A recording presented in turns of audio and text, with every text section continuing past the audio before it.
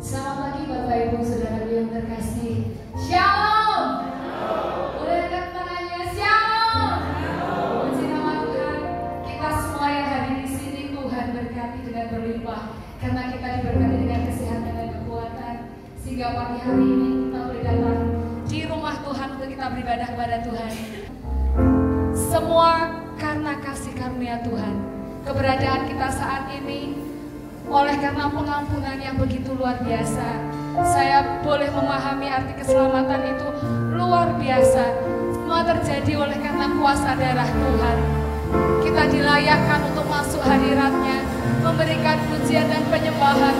Semua oleh karena kuasa darah Tuhan yang Tuhan sudah curahkan bagi kehidupan kita semua.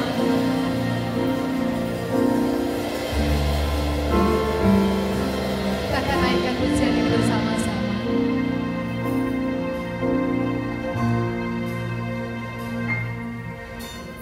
Saat ku masuk ke hadirat-Mu, bawa persembahan ke tempat kudus-Mu. Pujian ku naikkan sembahku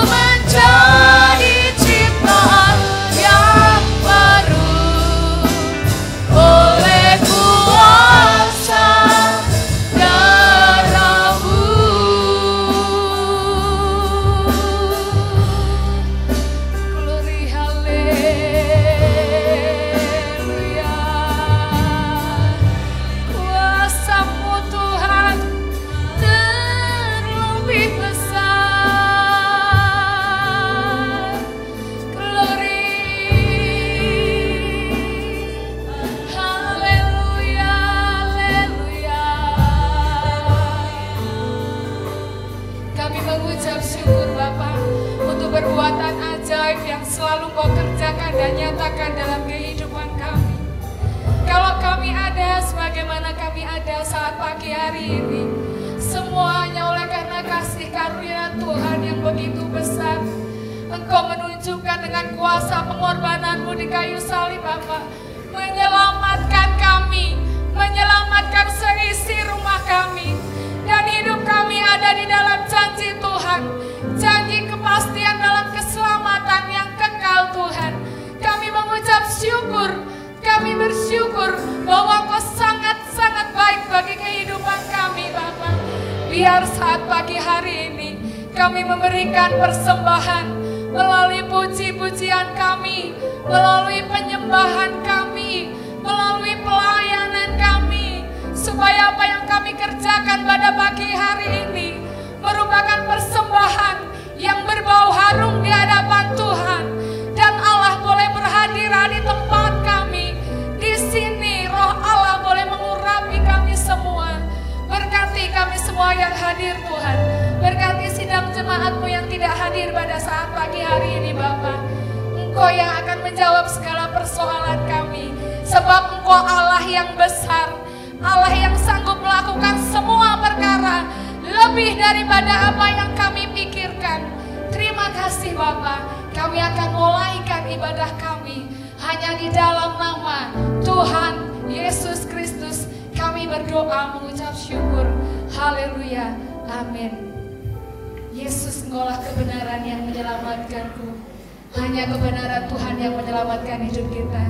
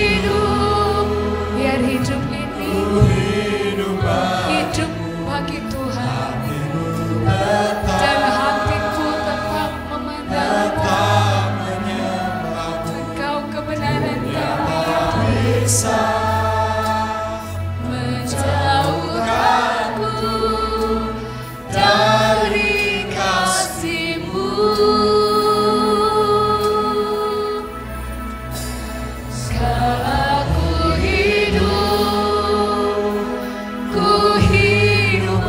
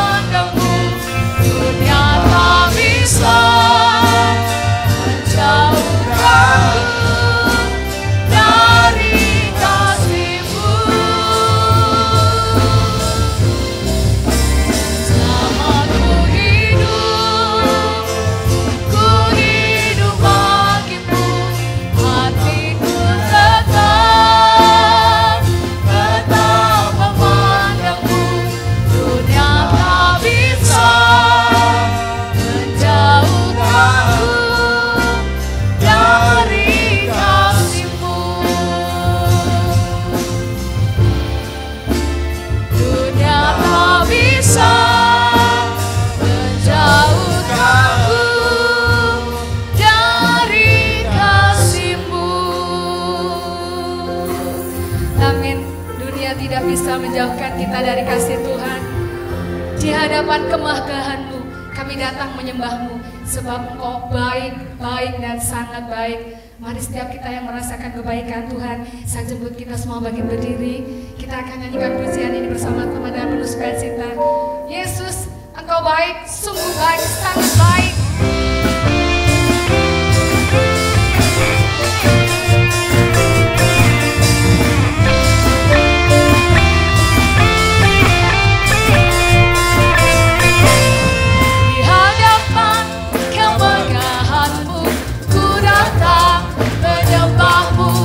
Membawa hatiku, membawa hidupku.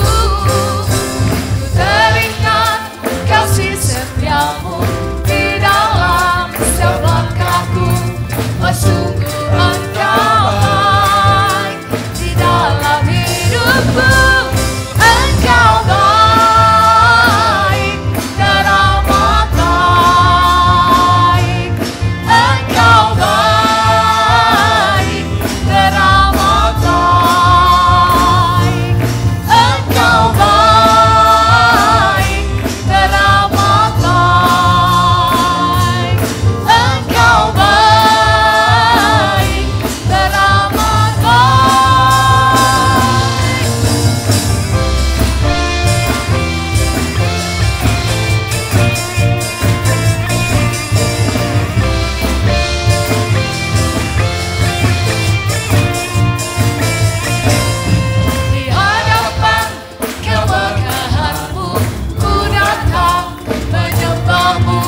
Membawa hatiku, membawa hidupku.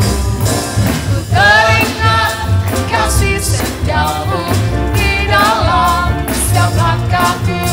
Oh sungguh Engkau baik di dalam hidupku. Engkau baik, teramat baik. Engkau baik Tuhan. Bagi kami,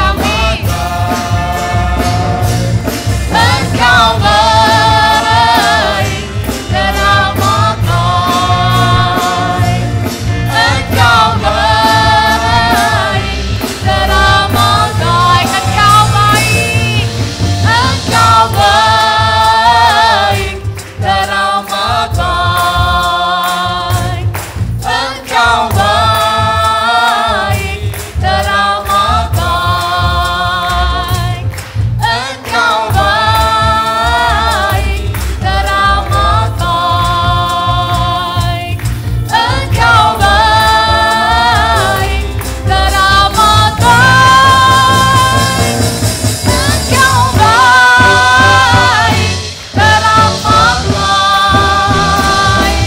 Engkau baik, teramat baik. Engkau baik, teramat baik.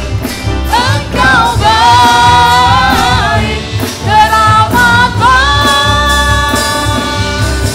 Amin.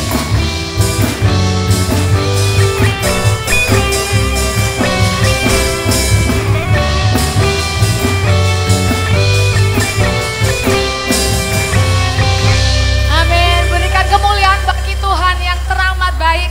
Yesus, Kau gunung batuku dan kota keselamatan kami. Kepadamu kami berserah dan percaya. Engkau Alfa dan Omega, yang awal dan yang akhir. Lanjut pujian ini bagi Tuhan.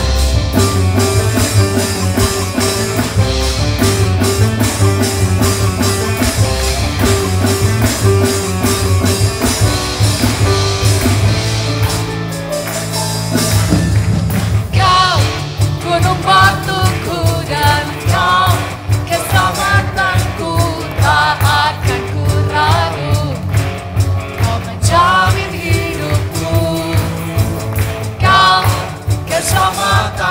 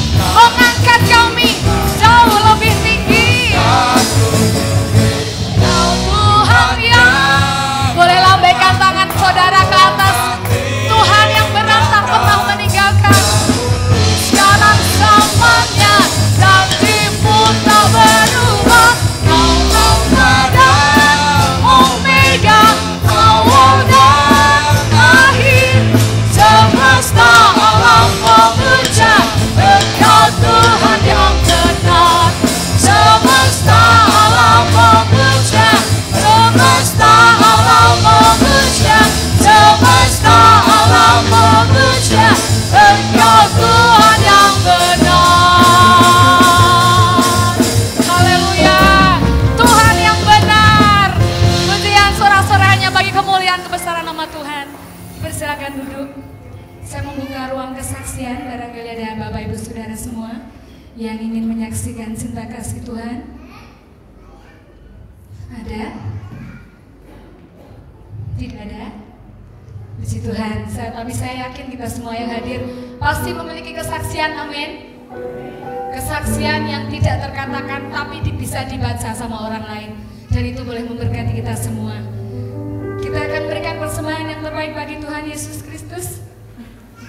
Bapak Ibu, ada sebuah judul lagu yang sangat memberkati saya. Judulnya itu Gandul Gusti ya. Saya berpikir kalau derekake orang itu derekake di belakang, tapi nek ganduli orang itu memegang, jadi nggak lepas. Jadi pujian ini benar, Gandul Gusti itu ada jaminan, baik luar maupun dalam, rohani dan jasmani, ada jaminan yang abadi. Pujian ini berkata, Gandul Gusti, ayam tentrem selaminyo, atiku rasa seneng, atiku rasa ayam.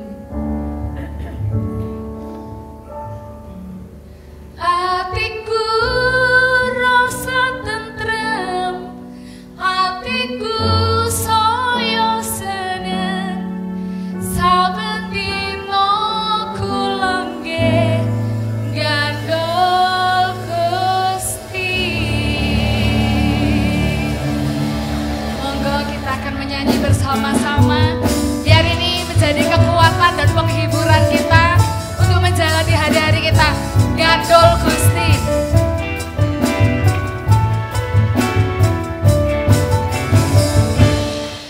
Gandul Gusti, Gandul Gusti, Gandul Gusti. Saben dina rino wengi Gandul Gusti.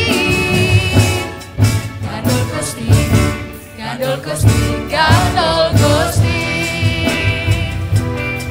Saben dina saya wengi Gandul Gusti.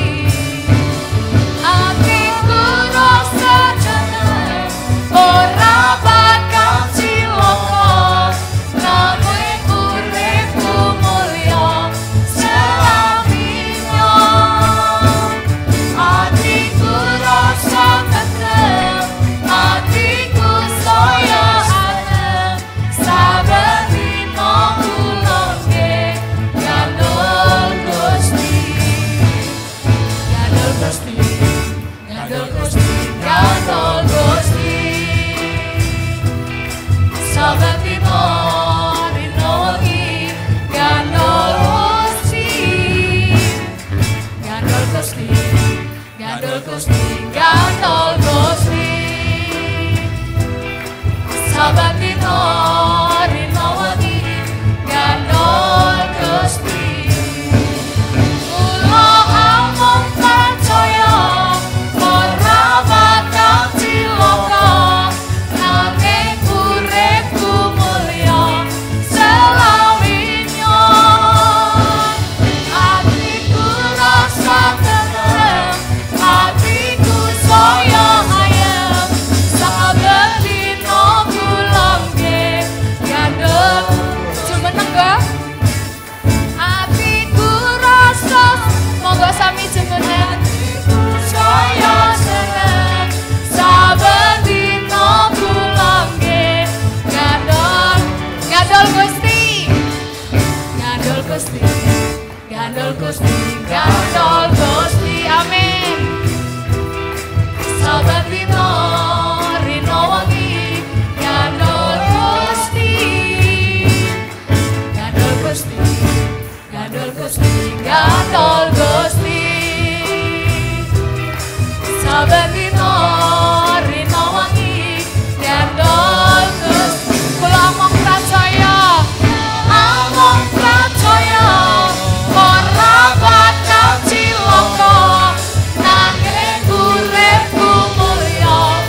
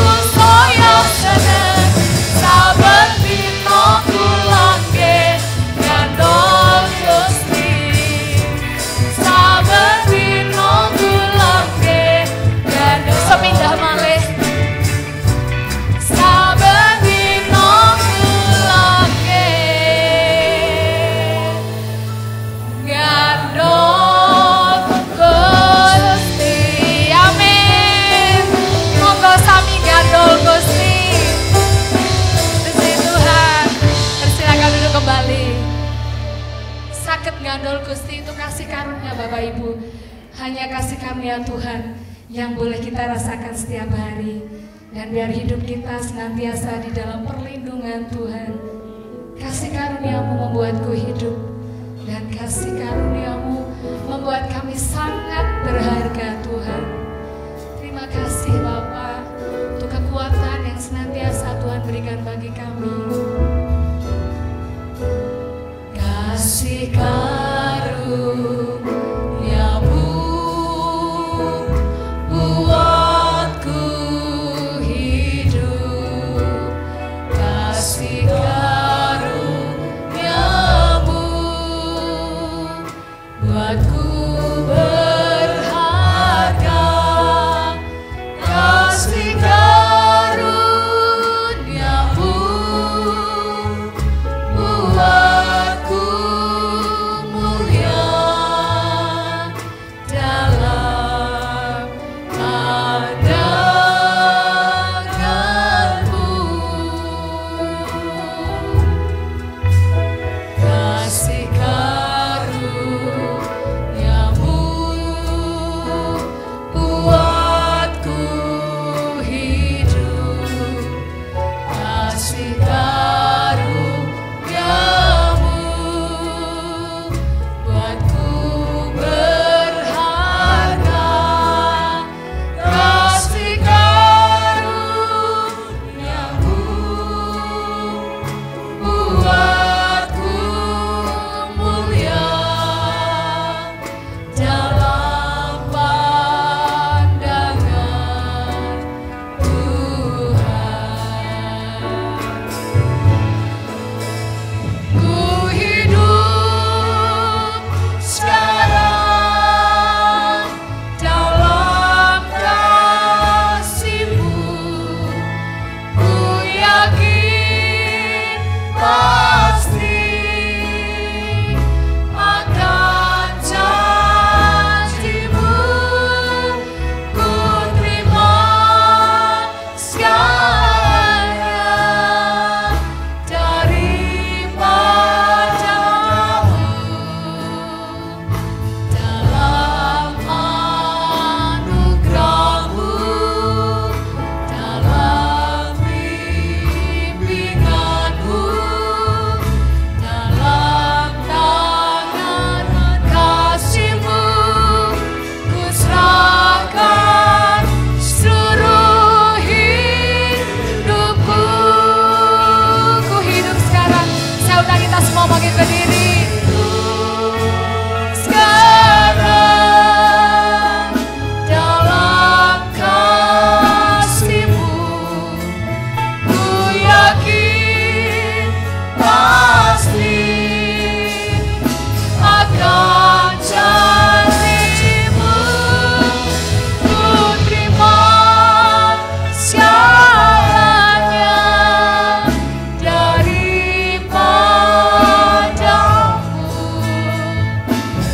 Dalam anugerah-Mu, dalam bimbingan-Mu, dalam tangan kasih-Mu, ku serahkan seluruh hidupku. Dalam tangan kasih-Mu, ku serahkan seluruh hidupku.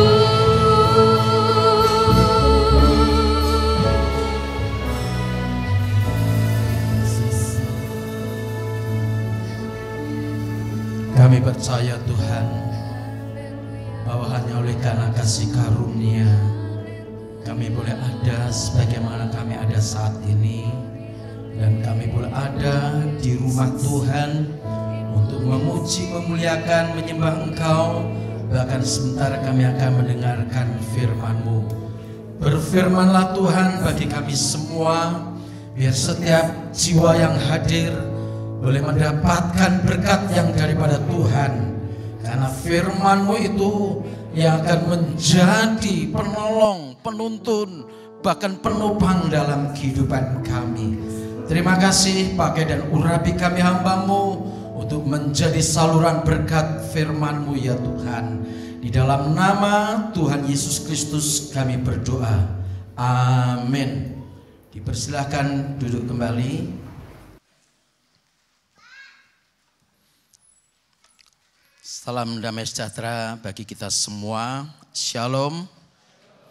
Puji Tuhan, kita diberikan anugerah kekuatan, kemampuan dan kesehatan. Bahkan kita boleh ada di rumah Tuhan saat seperti ini. Ya, semua hanya oleh karena kebaikan dan kemurahan Tuhan. Ya. Firman Tuhan sambil tema hari ini, yaitu temanya hari ini, ya. Hari ini, wah, tema kok hari ini, ya. Ini hari apa ini? Hari Minggu apa ini? Minggu apa? Minggu Legi. Ngahat manis, ya. Ya, segala sesuatu kejadian yang kita alami, ya baik itu lahir, nikah, mati dan seterusnya, dan apapun yang kita alami tidak pernah lepas yang namanya hari, ya hari ini, ya. Nah, apa yang dimaksud dengan kata hari ini?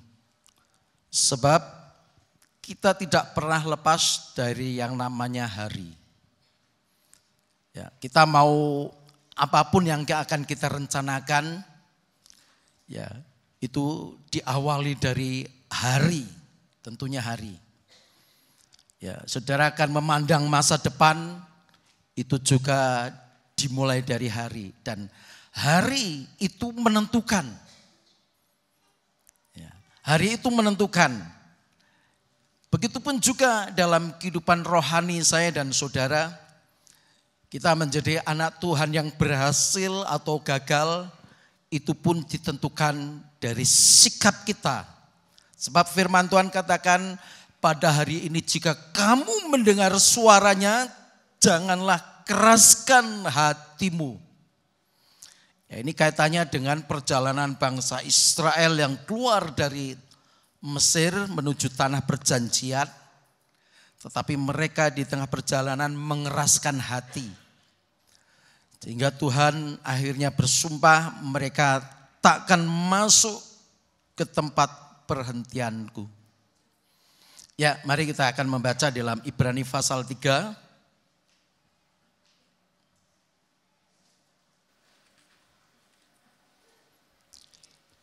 Ayat 7 sampai 11. Sebab itu seperti yang dikatakan Roh Kudus, pada hari ini jika kamu mendengar suaranya, janganlah keraskan hatimu seperti dalam kegeraman pada waktu pencobaan di padang gurun, di mana nenek moyangmu mencobai aku dengan jalan menguji aku, sekalipun mereka melihat perbuatan-perbuatanku 40 tahun lamanya. Itulah sebabnya aku murka kepada angkatan itu dan berkata, selalu mereka sesat hati dan mereka tidak mengenal jalanku. Sehingga aku bersumpah dalam murkaku, mereka takkan masuk ke tempat perhentianku. Mengapa Tuhan harus bersumpah dengan mengatakan mereka takkan masuk ke tempat perhentianku? Karena semula Tuhan bersumpah juga untuk memberikan kepada mereka negeri yang Tuhan janjikan, itulah Kanaan. Nah, kalau Tuhan berjanji dengan sumpah, maka untuk mencabut janjinya itu, maka harus dengan sumpah juga. Apakah Tuhan dalam hal ini, dalam konteks ini, sepertinya itu mengingkari akan janjinya? Tidak. Memang kalau kita berpikir secara logika kita, Tuhan mengingkari akan janjinya. Tadinya bersumpah untuk memberikan negeri yang Tuhan janjikan, tetapi sekarang berbalik, bersumpah lagi untuk tidak memberikan negeri yang Tuhan janjikan. Karena mereka adalah umat Tuhan yang mengeraskan hati. Itulah sebabnya firman Tuhan katakan, pada hari ini jika kamu mendengar suaranya, suara Tuhan, suara firman. Hari ini juga saat saya dan saudara duduk di gereja ini dan kita mendengarkan suara Tuhan, suara firman yang hari ini dipercayakan kepada saya sebagai pelayannya. Jangan kita mengeraskan hati. Contohnya seperti pada waktu bangsa Israel di padang gurun mencobai Tuhan. Di mana nenek moyangmu mencobai aku dengan jalan menguji aku, sekalipun mereka melihat perbuatan-perbuatanku 40 tahun lamanya. Walaupun mereka melihat perbuatan Tuhan yang ajaib, perbuatan Tuhan yang besar dan dahsyat. Saat mereka mau keluar dari Mesir, dihalang-halangi oleh Raja Firaun. Tapi Tuhan mengadakan tulah sampai ke 10 tulah. Dan setiap tulah itu menimpa orang Mesir, maaf. Tetapi pada orang Israel yang diam di tempat mereka berdiam di Mesir itu tidak terjadi tulah. Dan puncaknya tulah yang 10 di mana setiap anak sulung mati pada malam hari itu, baik anak sulung manusia maupun anak sulung binatang. Nah, di saat seperti itulah Firaun merelakan mereka pergi. Bahkan mereka dipaksa harus cepat pergi karena mereka takut tulah demi tulah yang menimpa mereka. Itu tanda-tanda ajaib sampai mereka perjalanan di padang gurun.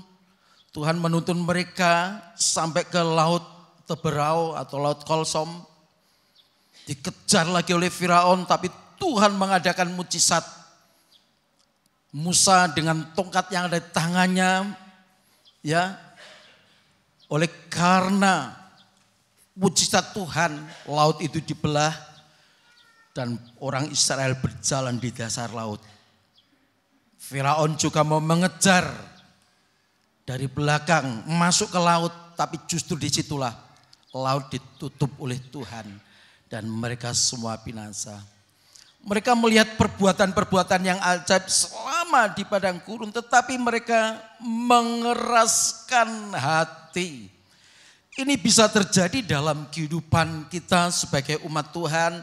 Kita sudah melihat dan merasakan dan mengalami secara pribadi mujizat demi mujizat, keajaiban demi keajaiban yang Tuhan nyatakan. Tapi juga bisa mengeraskan hati. Saat menghadapi kesulitan, saat menghadapi masalah, saat menghadapi problem. Mereka saat menghadapi kekurangan air, mereka berbantah dengan Tuhan, dengan Musa sebagai hambanya. Saat mereka harus menghadapi bangsa-bangsa yang menduduki tanah Kanaan. Seperti 2 minggu yang lalu salah saya sampaikan firman Tuhan di tempat ini. Di mana Yosua dan Kaleb pulang dari mengintai.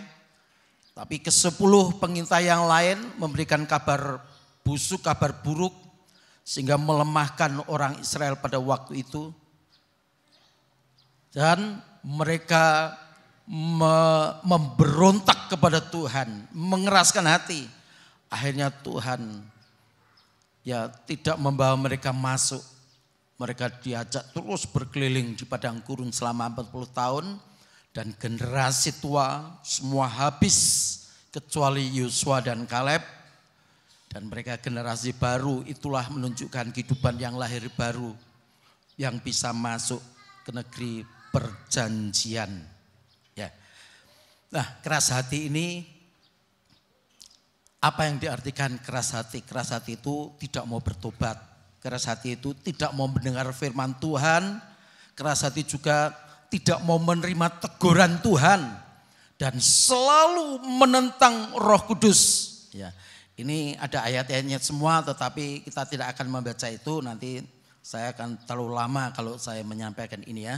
Jadi keras hati itu pertama tidak mau bertobat, yang kedua tidak mau mendengarkan firman Tuhan, yang ketiga tidak mau menerima teguran firman Tuhan, yang keempat selalu menentang Roh Kudus. Nah, sekarang coba baca ayat 12, kelanjutan daripada itu, ayat 12 sampai 13. Waspadalah hai saudara-saudara, supaya di antara kamu jangan terdapat seorang yang hatinya jahat dan yang tidak percaya oleh karena ia murtad dari Allah yang hidup. Tetapi nasihatilah seorang yang lain setiap hari. Nasihatilah seorang akan yang lain setiap hari. Selama masih dapat dikatakan hari ini. Ya, selama masih dapat dikatakan hari ini ya, dalam tanda kutip. Terus supaya jangan ada di antara kamu yang menjadi tegar hatinya karena tipu daya dosa. Ya. Nasihatilah seorang akan yang lain setiap hari.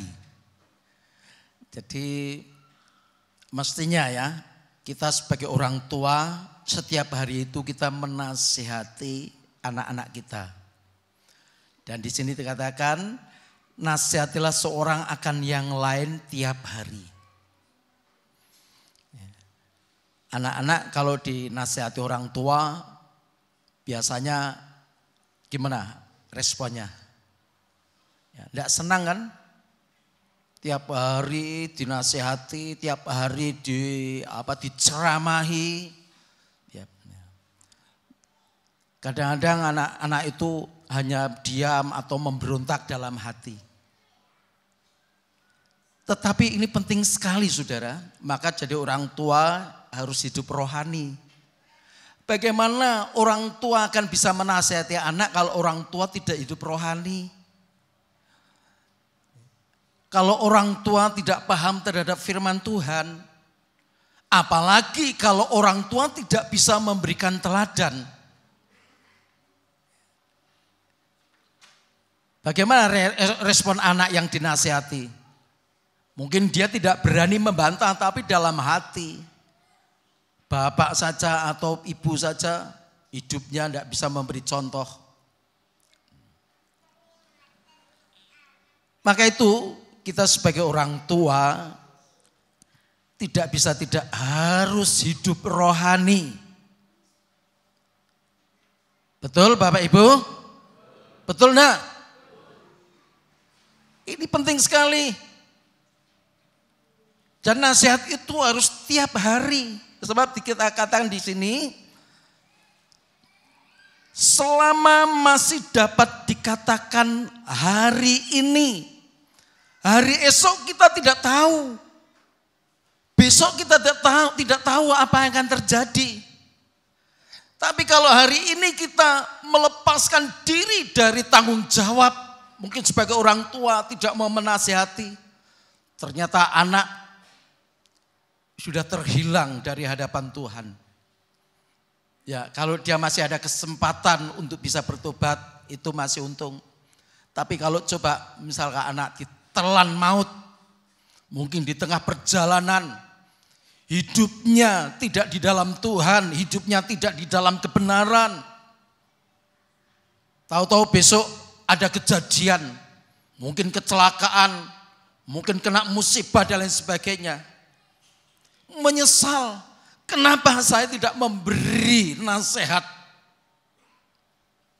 Itu penting sekali, sebab selama masih bisa dikatakan hari ini, berarti itu masih ada kesempatan. Manfaatkan kesempatan itu untuk membangun manusia rohani. Tidak salah saudara membangun manusia jasmani, membangun usaha, membangun rumah tangga, membangun ini, membangun itu.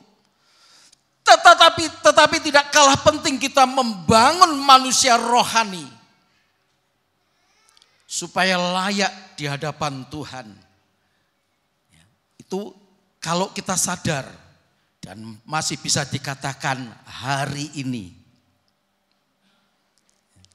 Saya pernah melihat di WA grup ya, seorang hamba Tuhan tengah khotbah seperti saya ini, tiba-tiba dia jungkel, tergeletak. Saya juga pernah dapat kiriman teman saya ya yang pindah di Jakarta, kemudian dia baru ada acara ke Surabaya, dia disuruh doa. Tengah doa itu dia ya terjungkal karena apa? Karena serangan jantung mendadak dan mati seketika itu. Tapi dia mati tengah menyampaikan firman Tuhan. Teman saya mati tengah dia berdoa kepada Tuhan. Itu masih untung. Coba kalau tiba-tiba serangan jantung tapi dia tidak di dalam kebenaran, tidak di dalam Tuhan. Kemana jiwanya? Maka itu selagi masih bisa dikatakan hari ini. Tiap pagi kita bangun, kita masih bisa berkata hari ini, masih ada hari. Manfaatkan itu untuk kita bersekutu dengan kebenaran firman Tuhan. Jangan mengeraskan hati. Amin. Jangan ada yang mengeraskan hati. Kalau firman Tuhan berbicara, mereka tak akan masuk ke tempat perhentianku. Firman Tuhan dalam konteks yang kita baca ini, perhentian yang dimaksud dalam firman Tuhan ini adalah perhentian di tanah perjanjian. Tapi pengertian rohaninya mereka tak akan masuk tempat perhentian Tuhan, itu kerajaan surga. Apa artinya kita ini sudah menerima mujizat Tuhan, sudah diberkati, sudah melihat dan mengalami mujizat demi mujizat, keajaiban demi keajaiban. Tetapi diakhiri dengan kekerasan hati, tidak mau bertobat, tidak mau mendengar firman Tuhan, tidak mau menerima teguran atau nasihat, selalu menentang Roh Kudus. Akhirnya Tuhan bersumpah mereka tak akan masuk ke tempat perhentianku. Artinya tidak selamat. Ketika mati masuk neraka. Sepertinya hidup ini sia-sia. Jangan bangga kita ini sudah menerima mujizat Tuhan. Dulu miskin, sekarang diberkati. Dulu kekurangan, sekarang berlimpah-limpah. Jangan bangga sampai di situ, saudara. Tetapi kita harus memanfaatkan hari demi hari. Ya, untuk apa nasihat itu? Supaya jangan ada di antara kamu yang menjadi tegar hati atau keras hati karena tipu daya dosa. Dosa itu kalau dipelihara, saudara, itu selalu akan menguatkan hati ini semakin kuat dalam kekerasan. Kalau dosa itu selalu dipelihara, itu makin keras, makin keras, makin keras. Kalau sudah makin keras, di situ tidak ada lagi kesempatan untuk bisa bertobat, saudara. Maka itu, sekali lagi, saat kita mendengarkan firman Tuhan, mari lembutkan hati kita, jangan keraskan. Mazmur 95, ini masih sama ya, tapi ini kaitannya dengan penggembalaan. Mazmur 95,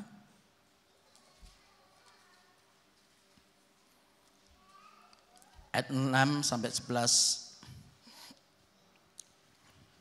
Masuklah, marilah kita sujud menyembah, berlutut di hadapan Tuhan yang menjadikan kita. Sebab dialah Allah kita dan kitalah umat gembalaannya dan kawanan domba tuntunan tangannya. Pada hari ini sekiranya kamu mendengar suaranya, jangan keraskan hatimu seperti di Meriba, seperti pada hari di masa di padang gurun. Pada waktu nenek moyangmu mencobai aku, menguji aku, padahal mereka melihat perbuatanku. 40 tahun aku jemu kepada angkatan itu, maka kataku, mereka suatu bangsa yang sesat hati, dan mereka itu tidak mengenal jalanku. Sebab itu aku bersumpah dalam murkaku, mereka takkan masuk ke tempat perhentianku. Ya, dalam Ibrani tadi ini mengutip dari Mazmur 95. Cuman di dalam Mazmur 95 ini kaitannya dengan Tuhan atau Allah kita sebagai gembala. Marilah kita sujud menyembah berlutut di hadapan Tuhan yang menjadikan kita, sebab Dialah Allah kita dan kitalah umat gembalaannya dan kawanan domba tuntunan tangannya. Jadi umat Tuhan itu diumpamakan seperti domba-domba yang digembalakan oleh Tuhan. Maka Yesus mengatakan, akulah gembala yang baik. Gembala yang baik memberikan nyawanya untuk domba-domba. Kalau kita mau digembalakan, maka kita harus selalu mau mendengarkan suara gembala.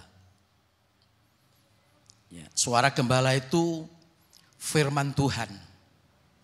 Maka Tuhan menetapkan seseorang menjadi gembala sidang.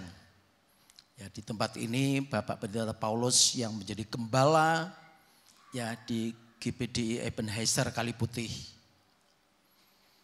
Itu ketetapan Tuhan. Maka selayaknya kita sebagai domba-domba harus selalu dengar-dengaran. Tidak seperti pada waktu Israel di bawah penggembalaan Musa, ketika mereka di suatu tempat yang bernama Meriba dan Masa. Masa itu bukan artinya waktu, itu Masa itu satu tempat lokasi, nama lokasi, Meriba dan Masa. Ketika mereka di padang gurun itu kekurangan air, mereka memberontak. Kenapa kamu menuntun kami supaya kami mati di padang gurun ini, kami dan ternak-ternak kami? Ya, maka Musa berdoa kepada Tuhan, Tuhan, sebentar lagi mereka akan melempari aku dengan batu. Tetapi Tuhan berfirman, bawalah tua-tua Israel berjalan di depanmu. Pukullah gunung batu Horeb. Aku akan ada di sana dan gunung batu itu mengeluarkan air. Dalam penggembalaan itu selalu ada jalan keluar, saudara. Ketika kehausan, kebutuhan air ini tidak harus terpenuhi. Tapi lewat penggembalaan, kalau kita ada dalam penggembalaan yang benar, selalu ada jalan keluar. Tongkat yang ada di tangan Musa itu berbicara kuasa. Jadi bicara penggembalaan itu bicara otoritas, bicara kuasa. Maka kita sebagai domba-domba kita harus menghormati. Bukan semata-mata menghormati karena manusianya, tetapi menghormati lebih daripada itu. Karena seorang gembala itu memiliki tongkat atau memiliki kuasa, memiliki otoritas. Ketika tongkat itu diulurkan ke laut Kolsom atau laut Teberau, di situ Tuhan mengirimkan angin timur dan membelah laut untuk jalan keluar. Untuk Israel pada waktu itu tidak dihantam atau dimusnahkan oleh Firaun. Ada jalan keluar. Tangan Musa yang ada tongkat yang sama itu juga dipukulkan kepada gunung batu. Gunung batu itu menunjukkan pribadi Kristus. Ada persekutuan dengan Kristus. Dan di situ ada air kehidupan yang memancar. Sehingga mereka semua mendapatkan satu kelegaan. Ya, di dalam penggembalaan ini saudara, seorang gembala diberikan otoritas Tuhan. Untuk apa? Untuk memberikan solusi, untuk memberikan jalan keluar. Saudara ada masalah, saudara ada persoalan yang tidak bisa ditangani, yang tidak bisa diatasi sendiri. Tidak salah saudara datang kepada gembala. Dan gembala selalu akan berdoa kepada Tuhan. Lebih daripada itu gembala diberikan otoritas. Otoritas ini yang kita hormati saudara. Kalau kita tidak mau menghormati otoritas daripada Tuhan itu namanya keras hati. Orang yang keras hati tidak akan pernah mendapatkan jalan keluar. Orang yang keras hati selalu akan menghadapi jalan buntu. Lebih daripada itu tidak akan pernah mencapai negeri yang Tuhan janjikan. Kalau arti rohaninya tidak akan mencapai kerajaan surga. Ya, Yohanes 10 ayat 4 dan 5.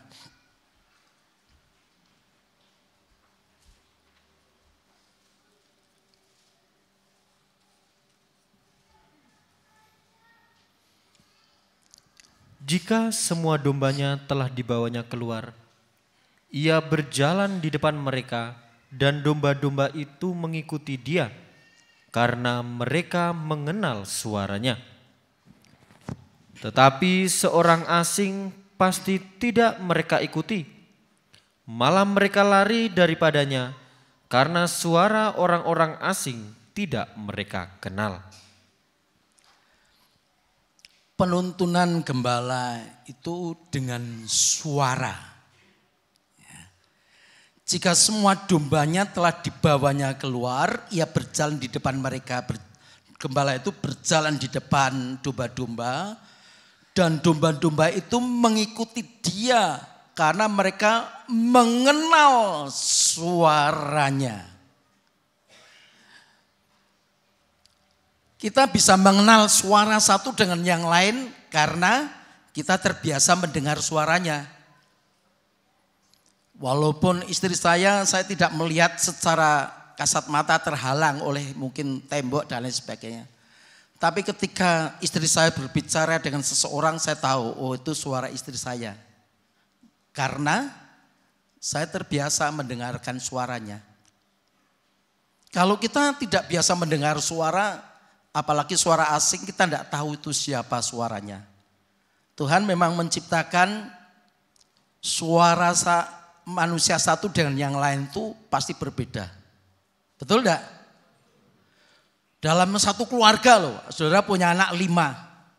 Tidak mungkin kelima-limanya itu walaupun suaranya mirip, memang mirip. Tapi mesti ada perbedaan dan orang tua tahu. Ada anak kembar, si A, si B. Wajahnya persis, tapi suaranya bisa berbeda. Itu memang Tuhan menciptakan kodrat manusia itu suara satu dengan yang lain berbeda. Apalagi maaf ya, orang yang cacat buta, dia itu sangat sensitif sekali dengan namanya suara. Walaupun kita tidak mengenal, tidak mengerti suara, tapi dia lebih tahu. Karena dia punya kelebihan dia di indera pendengaran. Ya, begitupun juga domba-domba itu dia mengenal suara. Tetapi seorang asing pasti tidak mereka ikuti, malah mereka lari daripadanya karena suara orang-orang asing tidak mereka kenal. Ya. Kalau Tuhan berbicara pada hari ini, jika kamu mendengarkan suaranya, itu suara gembala. Suara gembala itu firman Tuhan. Jangan keraskan hatimu. Orang yang mengeraskan hati itu orang yang tidak mau mengenal suara. Lebih cenderung untuk mendengar suara asing. Padahal sekarang namanya suara asing itu sangat gencar, saudara. Dengan adanya HP ini, ada YouTube, ada Facebook, Instagram dan lain sebagainya. Maka kalau setiap saya lihat YouTube, ada berita lewat YouTube, saya tidak langsung percaya. Tidak langsung percaya. YouTube itu beritanya itu berita yang ya banyak bohong. Ya, tapi memang tidak semua, tapi kebanyakan bohong. Beritanya kebalikan dari apa yang terjadi dengan sesungguhnya. Nah, kecenderungan manusia sekarang ini banyak justru mendengarkan berita-berita atau suara-suara asing daripada suara gembala, suara firman. Dan itu kalau terbiasa dengan suara asing, apalagi kalau mau ya bersekutu dengan suara asing itu jelas itu bukan domba. Kalau kita betul-betul domba yang digembalakan, pasti kita hanya akan mendengarkan satu suara firman. Bukan berarti kalau kita mendengarkan berita di TV, wah itu tidak perlu didengar, itu bohong dan lain sebagainya. Saya tidak mengajar begitu, saudara. Berita-berita apapun yang kita terima itu hanya sebagai pengetahuan. Atau mungkin ya sebagai masukan bagi kita. Tapi yang paling penting untuk kita membawa kepada kekekalan, tidak bisa tidak kita harus mendengarkan suara Tuhan, suara gembala yang kita ikuti. Tapi kalau kita bukan domba, ya senang mendengarkan suara asing, suara yang bukan berasal dari pada kebenaran. Tapi kalau kita domba, begitu ada suara asing, wah ini bukan firman Tuhan, ini bukan kebenaran, tidak diikuti, langsung lari. Ya, langsung lari dia. Nah itu namanya domba. Ya, kita teruskan, masih bicara tentang hari ini ya. Ya. Lukas 4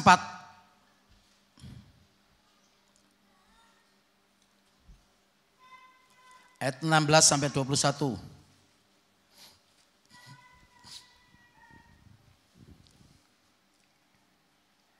Ia datang ke Nazaret tempat ia dibesarkan, dan menurut kebiasaannya pada hari Sabat, ia masuk ke rumah ibadat, lalu berdiri hendak membaca dari Alkitab. Kepadanya diberikan Alkitab Nabi Yesaya, dan setelah dibukanya, ia menemukan nas di mana ada tertulis, Roh Tuhan ada padaku, oleh sebab ia telah mengurapi aku untuk menyampaikan kabar baik kepada orang-orang miskin. Dan ia telah mengutus aku untuk memberitakan pembebasan kepada orang-orang tawanan, dan penglihatan bagi orang-orang buta, untuk membebaskan orang-orang yang tertindas, untuk memberitakan tahun rahmat Tuhan telah datang. Kemudian ia menutup kitab itu, memberikannya kembali kepada pejabat, lalu duduk, dan mata semua orang dalam rumah ibadat itu tertuju kepadanya.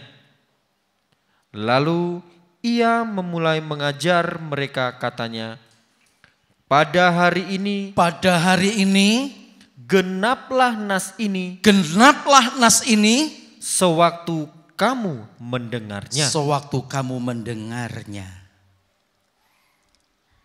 Firman Tuhan nubuatan kitab Nabi Yesaya itu terjadi 600 tahun kurang lebih sebelum Yesus datang dalam dunia. Itu sudah dinubuatkan dan digenapi dengan kedatangan Yesus. Dan ketika Yesus masuk ke bait Allah dan dia diberikan kepadanya kitab Nabi Yesaya, setelah dibukanya ditemukan nas di mana ada tertulis, Roh Tuhan ada padaku, oleh sebab Ia telah mengurapi aku untuk menyampaikan kabar baik kepada orang miskin. Ya, orang miskin atau dalam terjemahan lama itu orang yang sengsara. Jadi Tuhan, pribadi Tuhan datang dalam dunia itu betul-betul untuk memberikan jalan keluar. Kepada siapa? Di sini ada 5 perkara ya. Yang pertama, kabar baik kepada orang-orang miskin atau orang sengsara. Yang kedua, pembebasan orang yang tertawan. Kalau saudara mungkin merasa ditawan oleh dosa, ditawan oleh persoalan-persoalan kehidupan ini yang membelit, maka Tuhan menjanjikan ya untuk pembebasan. Yang ketiga, penglihatan bagi orang-orang buta. Buta di sini bukan semata-mata buta secara jasmani. Mungkin juga bisa buta secara rohani. Artinya kita tidak mengerti rencana Tuhan, tidak mengerti arti kekristenan kita. Bisa jadi saudara, ya, orang keluar masuk gereja, sudah lama ikut gereja tapi tidak tahu arti kekristenan, tidak mengerti firman Tuhan. Itu artinya apa? Buta rohani. Tapi Tuhan akan mencelikkan, memberikan penglihatan kepada orang-orang yang buta rohani. Yang keempat, pembebasan atau kemerdekaan bagi orang-orang yang tertindas. Mungkin saudara merasa hari ini saya tertindas dengan persoalan, dengan permasalahan. Inilah saatnya Tuhan menggenapkan firman-Nya. Tuhan mau membebaskan. Yang kelima, Tuhan akan memberikan tahun rahmat Tuhan telah datang. Kapan itu tahun rahmat Tuhan telah datang? Saat Yesus datang ke dalam dunia. Dan setelah Yesus membacakan nubuatan kitab Nabi Yesaya ini, ya, semua mata tertuju kepada Tuhan. Dan Tuhan berkata, pada hari ini genaplah nas ini sewaktu kamu mendengar. Kalau hari ini setiap kita yang datang tidak mengeraskan hati. Ya, saya ulangi. Kalau hari ini, jam ini, saat saudara duduk mendengarkan firman Tuhan dan tidak mengeraskan hati, maka apa yang Tuhan janjikan ini akan betul-betul akan digenapkan. Amin. Kalau saudara merasa saya orang yang paling sengsara, ini ada janji Tuhan. Tuhan memberikan kabar baik. Bukan saya.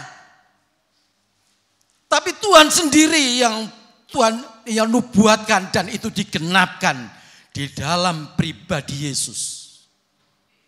Tapi kalau kita mengeraskan hati, tidak akan tergenapkan nubuatan ini di dalam kehidupan saya dan saudara. Rugi kita sebagai orang Kristen. Apa sih bedanya kita orang Kristen dan non-Kristen? Kalau kita tidak pernah mengalami jalan keluar dari persoalan permasalahan. Karena apa yang Tuhan janjikan ini betul-betul digenapkan di dalam pribadi Kristus. Oh, berbahagia saya dan saudara yang tidak mengeraskan hati. Apa yang kita perlukan? Kalau mungkin saudara merasa ditawan oleh dosa. Saya punya teman saudara, tetangga dulu, betul-betul dia terikat sekali. Maaf ya, terikat dengan rokok saudara. Sampai akhir hayatnya dia tidak bisa lepas. Dan berakhir dengan kematian yang ya sangat mengejutkan. Dia sudah kena serangan jantung.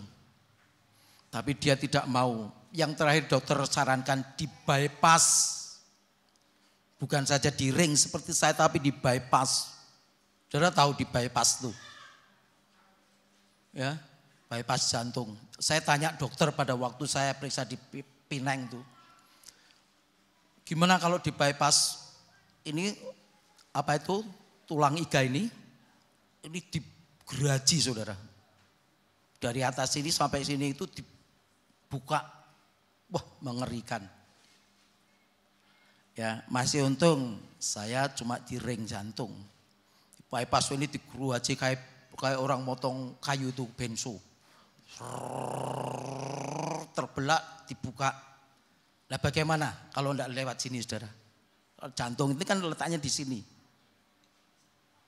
Mengerikan saudara. Tapi saya tanya istri, rokoknya masih tetap? Karena saya melihat dia itu, sosok pribadi dia, figur dia itu nggak pernah lepas dari rokok. Istrinya mengatakan masih 1 hari 3 bungkus. Sampurna yang isi 20 berarti 60 batang itu tiap hari. Sampai akhir hayatnya. Enggak bisa lepas. Tapi firman Tuhan di sini setiap kita yang tidak mengeraskan hati. Ada pembebasan bagi orang-orang yang tertawan. Mau saudara dibebaskan? Amin. Dibebaskan dari dosa. Dan ini digenapkan hari ini. Sewaktu kamu mendengarkan firman, nas ini digenapkan. Hargai firman Tuhan. Jangan sia-siakan hidup saya dan saudara yang hanya sekali. Kita tidak tahu esok hari apa yang akan terjadi. Tapi kalau hari ini kita tidak mengeraskan hati, ada pembebasan, ada penglihatan bagi orang-orang yang buta rohani. Orang buta rohani itu tidak mengerti rencana Tuhan, taunya rencananya sendiri. Tidak mengerti pekerjaan Tuhan. Saya tidak mau buta rohani. Saya harus melihat pekerjaan Tuhan. Saya tidak menganggap kalau saya itu orang penting, tidak. Tapi kalau Tuhan percayakan saya, berarti itu kemurahan Tuhan. Saya tidak boleh buta rohani. Ya, yang keempat, pembebasan kemerdekaan orang-orang yang tertindas. Kalau saudara saat ini tertindas dengan persoalan permasalahan, jangan keraskan hati. Tuhan bisa memberikan solusi. Ketika mereka dikejar Firaun, Tuhan berikan solusi apa? Tuhan bukakan itu laut lewat tongkat gembala. Ketika mereka kekurangan air, mereka haus. Bagaimana kondisi manusia kalau dia kurang air? Maka kalau saya khotbah ini mesti disediakan 2 gelas karena ya, karena saya terus selalu haus. Ya, dengan mengeluarkan suara seperti ini. Ya, Tuhan selalu berikan jalan keluar. Ada pembebasan orang-orang tertindas.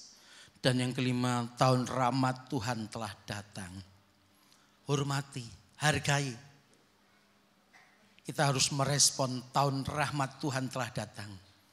Berarti ada kemurahan Tuhan telah datang. Ya, dan itu ditentukan hari ini. Hari ini genaplah nas ini sewaktu kamu mendengarnya. Tetapi kalau kita mengeraskan hati, Tidak mau dengar-dengaran, kita cukup mendengar tetapi tidak mau menuruti, itu namanya juga keras hati. Kita tidak akan pernah mengalami kegenapan daripada janji Tuhan. Lukas 19.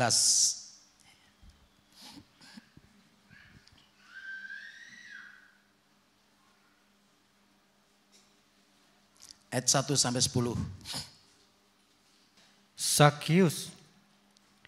Yesus masuk ke kota Yeriko dan berjalan terus melintasi kota itu. Di situ ada seorang bernama Sakeus, kepala pemungut cukai, dan ia seorang yang kaya. Ia berusaha untuk melihat orang apakah Yesus itu. Tetapi ia tidak berhasil karena orang banyak sebab badannya pendek.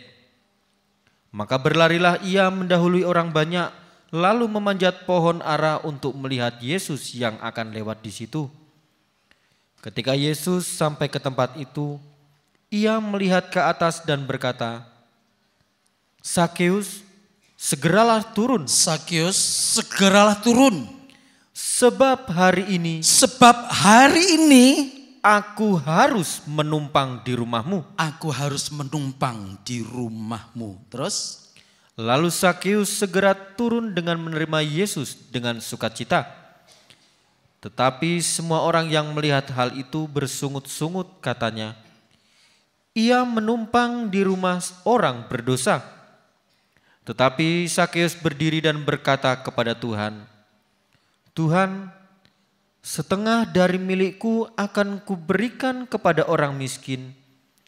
Dan sekiranya ada sesuatu yang kuperas dari seseorang, akan kukembalikan 4 kali lipat. Kata Yesus kepadanya, hari ini telah terjadi keselamatan kepada rumah ini. Telah terjadi keselamatan kepada rumah ini karena orang ini pun anak Abraham. Sebab Anak Manusia datang untuk mencari dan menyelamatkan yang hilang. Ya. Sakeus ini sebagai seorang yang dikenal orang kaya, tetapi stigma masyarakat pada waktu itu terhadap namanya pemungut cukai, apalagi kepala pemungut cukai, mereka ya punya stigma yang tidak baik, penilaian yang tidak baik terhadap Sakeus. Karena yang pertama, pada waktu zaman Tuhan Yesus, Israel ini ada di bawah kepemerintahan Romawi. Nah, jadi semua pajak cukai itu yang dipungut dari orang Israel disetorkan ke pemerintahan Romawi. Yang kedua, setiap pemungut cukai, apalagi kepala pemungut cukai itu diberikan otoritas atau hak untuk menentukan besar kecilnya pajak. Nah, itulah yang menjadikan orang tuh makin benci kepada orang yang bernama Sakeus sebagai kepala pemungut cukai. Sehingga dia sekehendak sendiri menentukan besar kecilnya pajak. Sampai-sampai dari hasil pemungut cukai itu Sakeus dikenal sebagai seorang yang kaya dari hasil memungut cukai ini.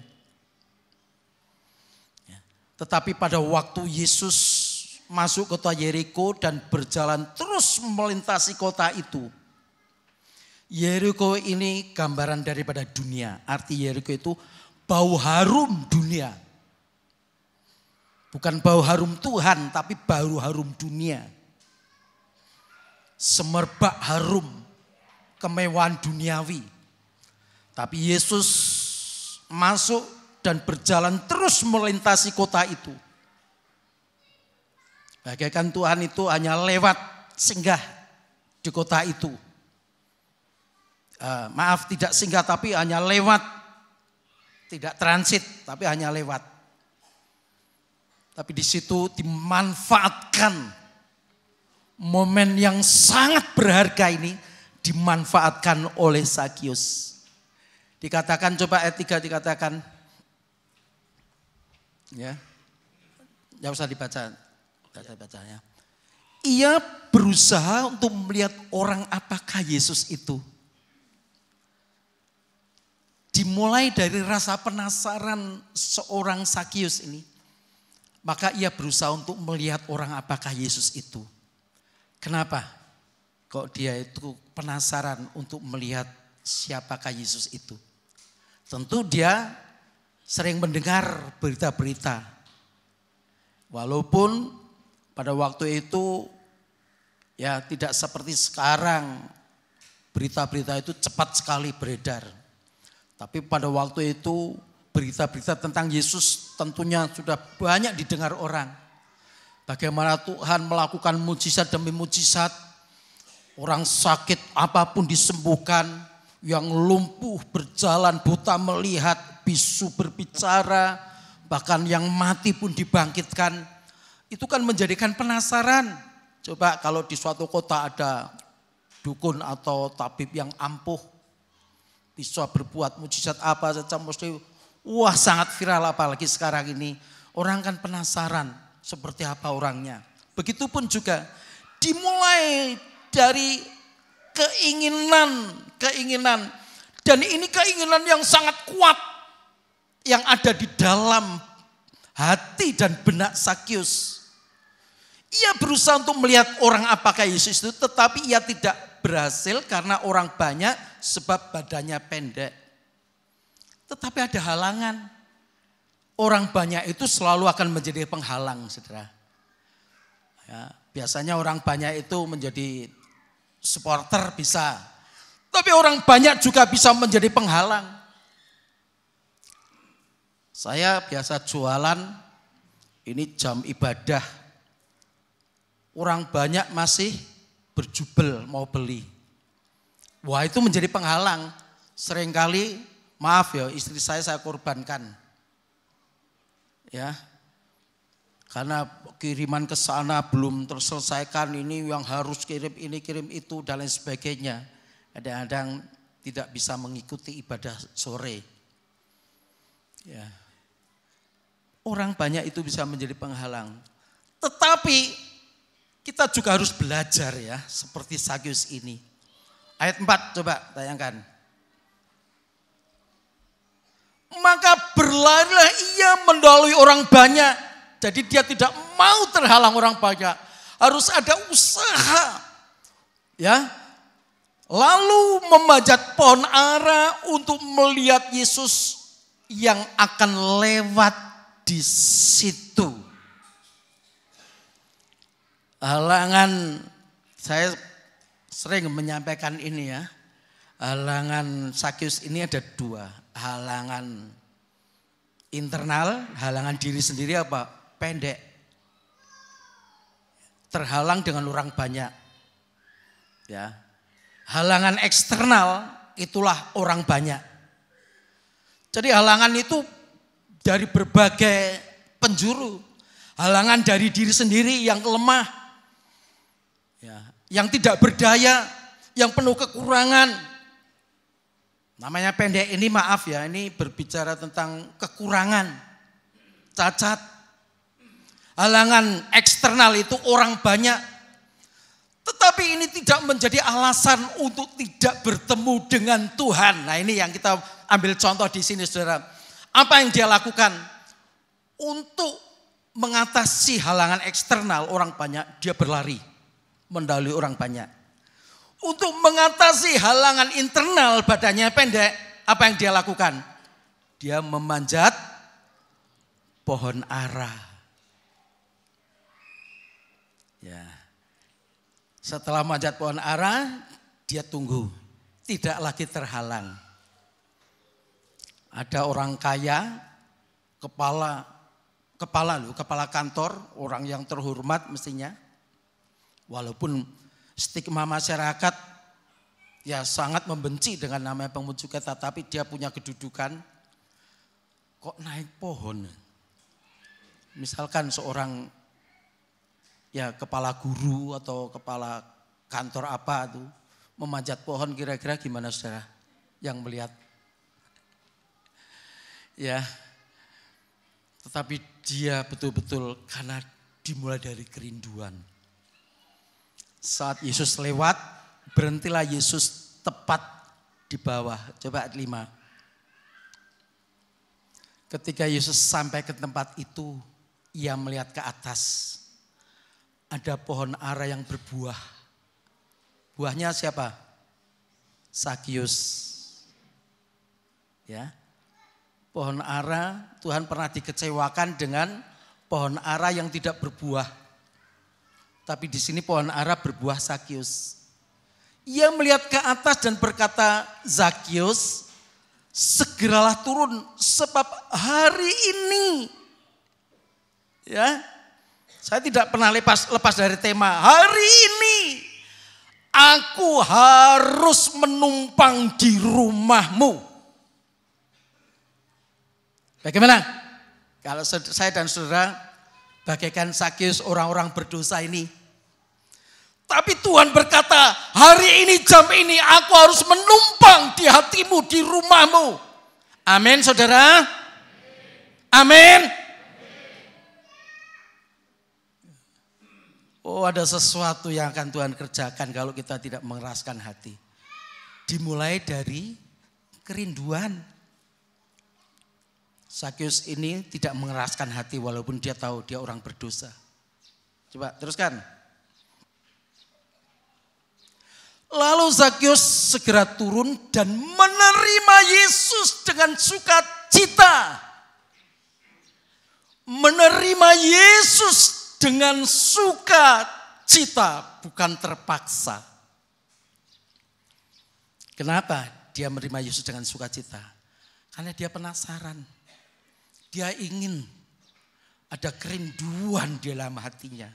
Sehingga apapun yang menghalangi, dia terabas itu.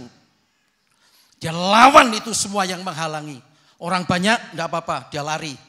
Badannya pendek, dia sadar, dia manjat pohon. Itu menarik perhatian Tuhan, saudara. Setiap kerinduan kita, semakin besar kerinduan kita, itu semakin menarik perhatian Tuhan. Mau saudara menjadi perhatian Tuhan? Mau ya? Saya rindu menjadi perhatian Tuhan.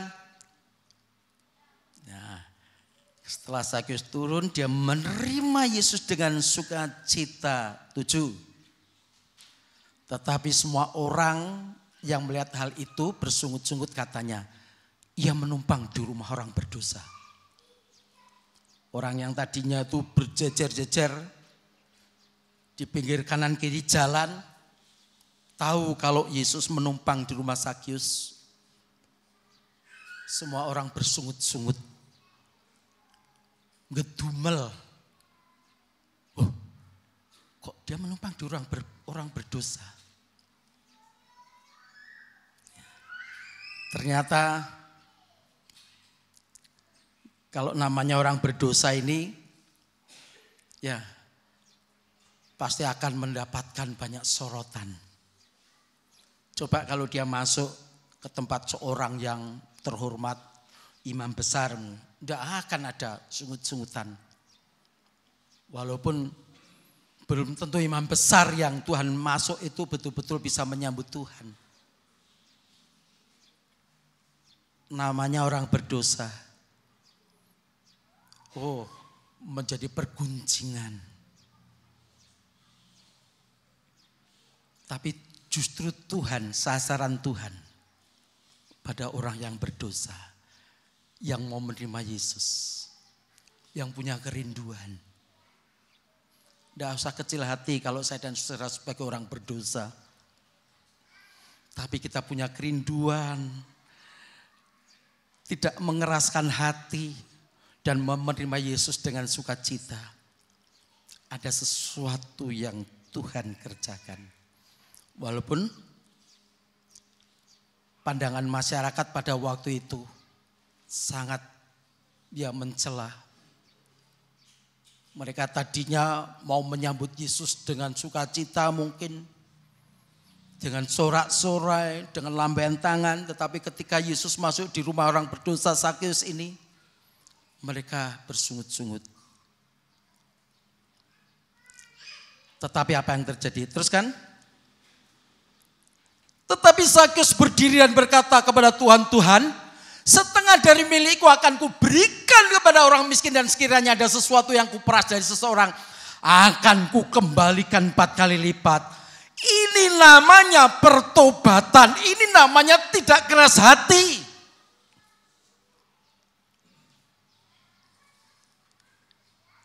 Dia mau mengembalikan orang-orang yang dia peras dari dia memungut cukai itu. Kalau dia memungutnya itu, dia memeras 1 juta, dia kembalikan 4 juta.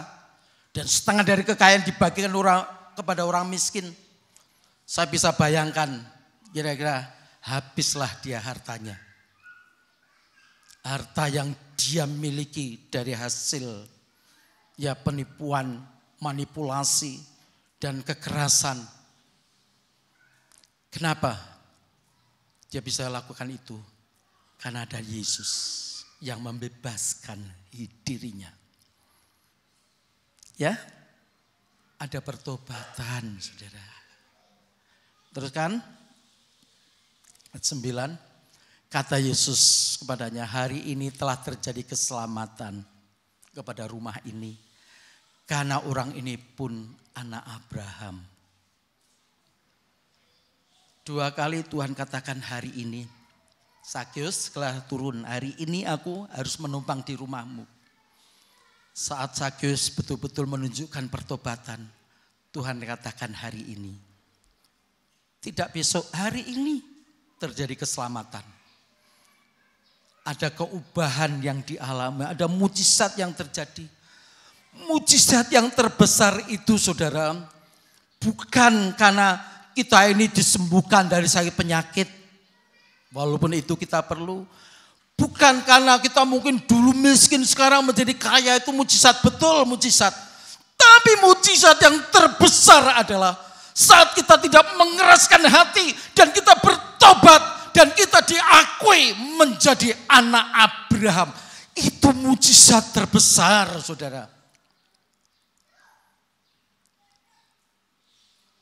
Hari ini akan terjadi mujizat, dan mujizat itu mujizat terbesar. Kalau kita tidak mengeraskan hati, ada pertobatan. Ayat 10, saya akan tutup ini. Sebab anak manusia datang untuk mencari dan menyelamatkan yang terhilang. Saat kita terhilang, ditelan dosa, ditelan duniawi ini. Dan kita mau kembali, kita mau bertobat. Kita tidak keras hati. Anak manusia siapa itu? Yesus datang untuk mencari dan menyelamatkan yang terhilang. Saya panggil pemain musik.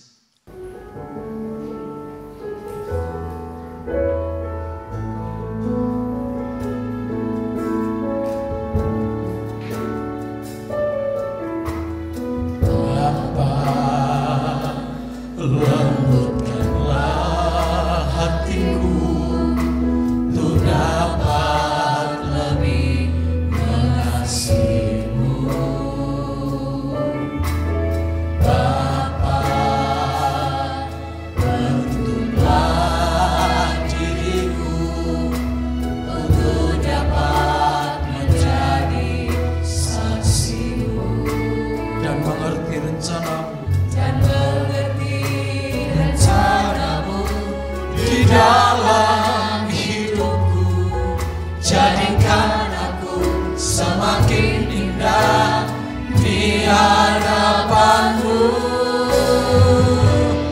Terima kasih Yesusku, terima kasih Yesusku, puji syukur hanya bagi Tuhanku. Terima kasih Yesusku, terima kasih Yesusku, puji syukur hanya bagi Tuhan. Mari kita bangkit berdiri. Bapa, lembutkanlah hatiku untuk dapat lebih mengasihimu. Bapa, lembutkan diriku untuk dapat menjadi saksimu dan mengerti rencanamu di dalam hidupku. Jadikan aku semakin indah di hadapanmu. Terima kasih. Haleluya. Yesusku, puji syukur hanya bagi Tuhanku. Terima kasih Yesusku. Terima kasih Yesusku. Puji syukur hanya bagi Tuhan. Terima kasih. Haleluya. Haleluya Yesus. Puji syukur hanya bagi Tuhanku. Terima kasih Yesusku. Terima kasih Yesusku. Puji syukur hanya bagi Tuhan. Oh, terima kasih. Haleluya. Jangan keraskan hati, saudara. Ada sesuatu yang akan Tuhan kerjakan hari ini. Hari ini firman Tuhan digenapkan. Oh, haleluya.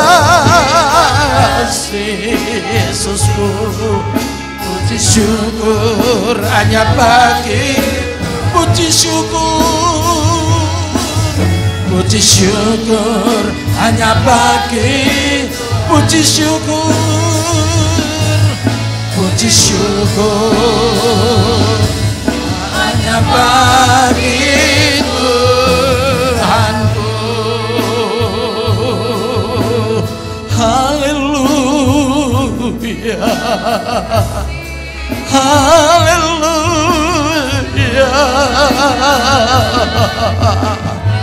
Haleluya. Haleluya.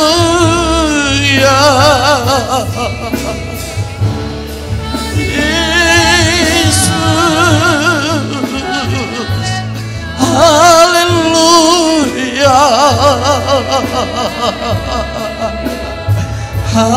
Haleluya. Terima kasih Allah Barat. Haleluya. Terima kasih Tuhan. Terima kasih Yesus. Haleluya.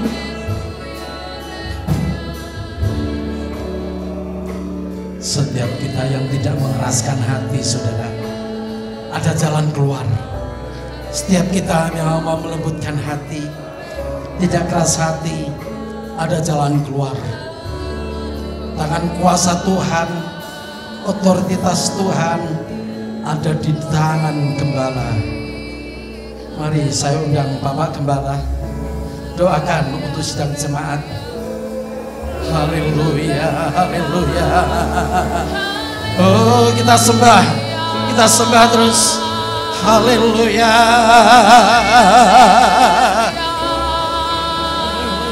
Tuhan, firman-Mu memberikan jalan keluar. Tidak ada jalan buntu.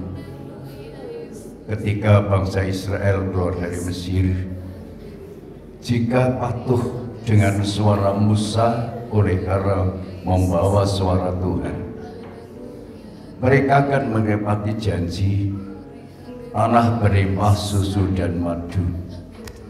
Hambatan banyak, termasuk harus menyeberangi laut. Tetapi tongkat gembala bisa membelah laut. Tongkat gembala bisa menghukum melewati jalan yang sama, yaitu Firaun dan bala tenteranya. Menghadapi banyak masalah, tidak ada roti, Tuhan menurunkan mana. Tidak ada air, batu mengeluarkan air. Tidak ada daging, Tuhan mengirimkan burung puyuh sampai mereka makan muntah. Tetapi mereka tetap berkhianat. Enggak semua yang umur 20 tahun ke atas mati binasa, kecuali Yosua dan Kaleb. Demikian juga kegenapan di dalam Yesus. Kami adalah Israel rohani. Tidak akan jauh berbeda dengan mereka. Ada yang patuh, ada yang taat, tetapi ada yang keras kepala. Mereka yang keras kepala 100% tidak akan masuk negeri perhentian kekal, yaitu kerajaan surga. Karena ketika mengetuk pintu dijawab, aku tidak kenal kamu, hai pembuat kejahatan. Tolonglah kami Tuhan. Kami sangat terhibur oleh sikap perbuatan Sakius, pemungut cukai yang dibenci oleh ahli-ahli Taurat, ahli-ahli agama, merasa pinter, merasa hebat, membenci Sakius sampai menyalahkan Yesus karena dia masuk rumah Sakius. Tetapi Sakius diberkati oleh Tuhan. Sakius bertobat, mengorbankan hartanya separuh dibagikan para orang miskin. Bahkan yang ditipu dikembalikan 4 kali lipat. Karena Sakius menjadi anak Abraham. Ciri-ciri anak Abraham itu rela berkorban, bukan pelit, bukan egois, tapi rela berkorban. Itulah Sakius.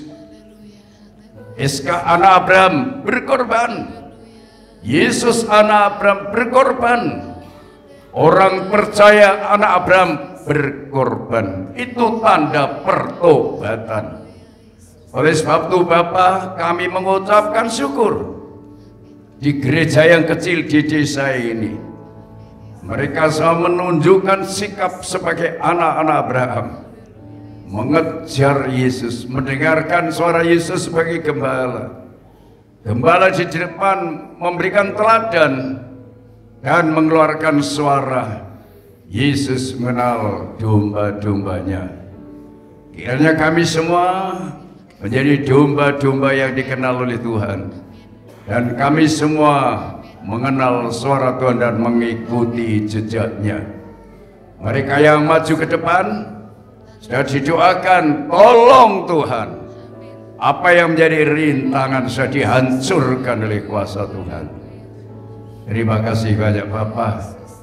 Engkau memberkati Pak Timotius yang menyampaikan firman-Mu, memberkati kami semua yang mendengarkan firman-Mu. Di dalam nama Tuhan Yesus Kristus kami berdoa. Haleluya. Semua kita angkat tangan. Saudara-saudara yang dikasihi Tuhan, pulanglah ke rumah masing-masing. Turunlah kita berkat damai sejahtera dari Allah Bapa, kasih sayang dan kebenaran Sang Putra dan persekutuan Allah Roh Kudus menyertai, melindungi, menjaga, bahkan memberkati saudara dari sekarang, besok, bahkan sampai selama-lamanya, hingga hari Maranatha. Dalam nama Tuhan Yesus Kristus kami berdoa. Semua katakan amin.